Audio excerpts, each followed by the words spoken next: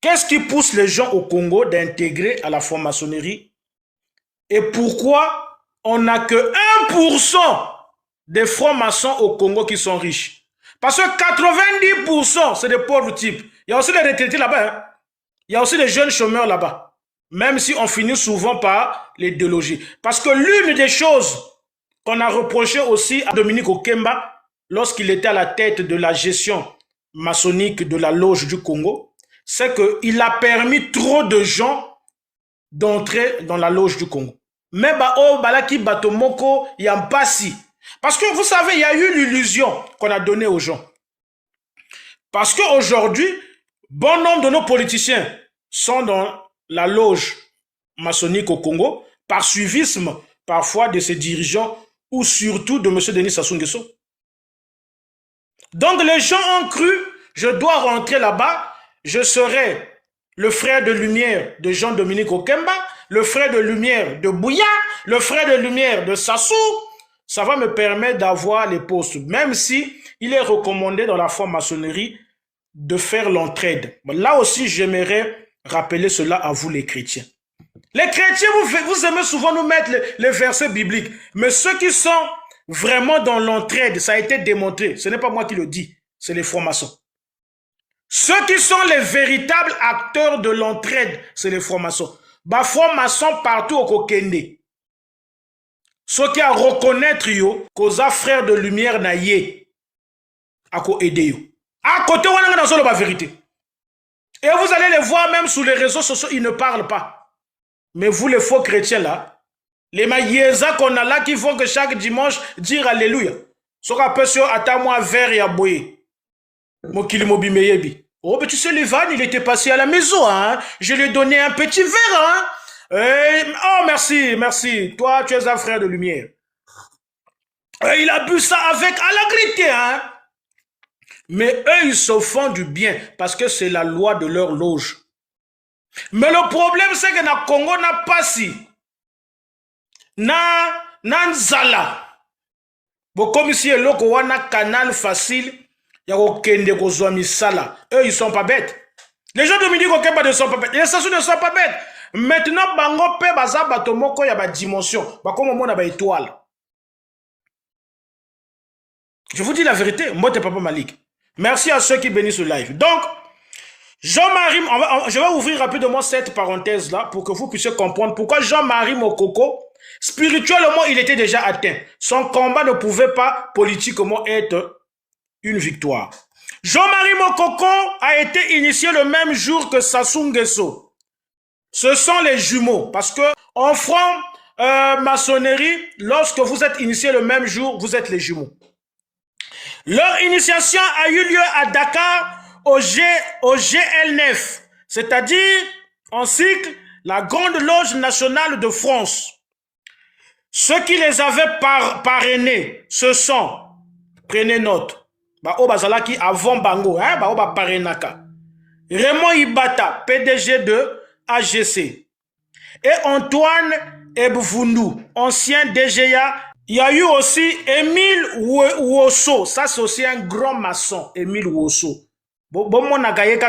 C'est un grand maçon au Sakanate.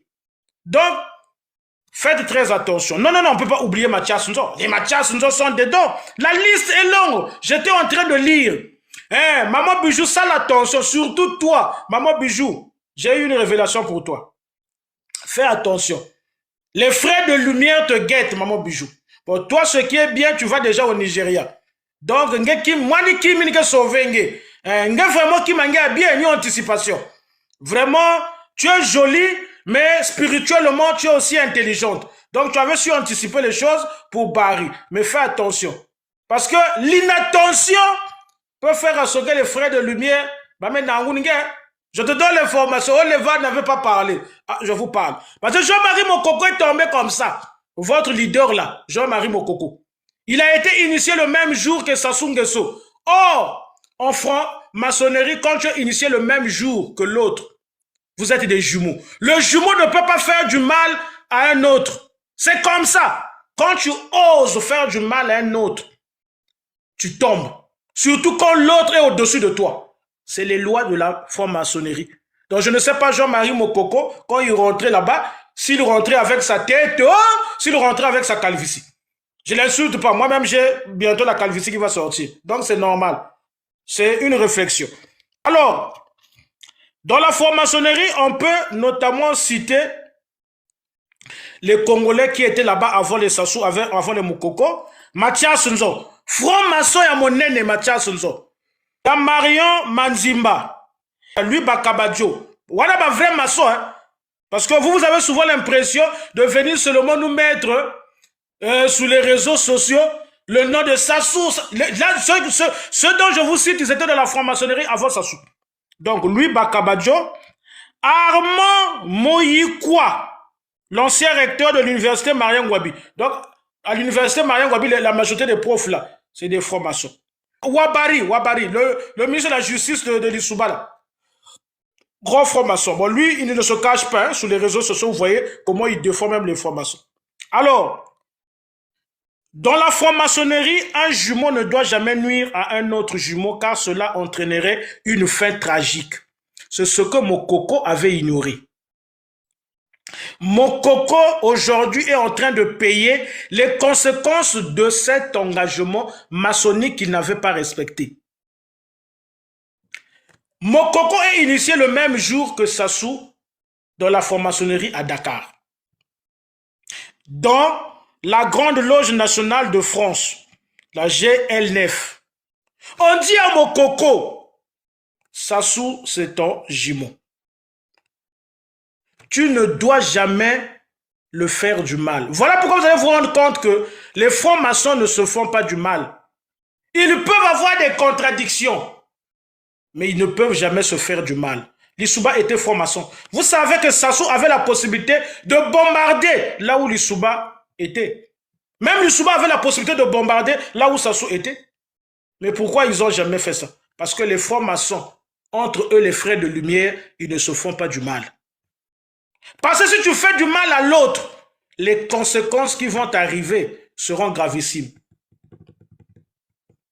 Mokoko, je ne sais pas qu'est-ce qui t'a animé. C'est-à-dire, ce jour-là, tu avais bu le vin, ou tu avais bu le vin de palme moisi, ou tu avais simplement été flouté par l'agitation populaire des Mayeza. Je ne sais pas qu'est-ce qui t'a traversé la tête. Tu es parti signer les choses là-bas toi-même. Ce n'est pas le peuple qui t'a poussé là-bas.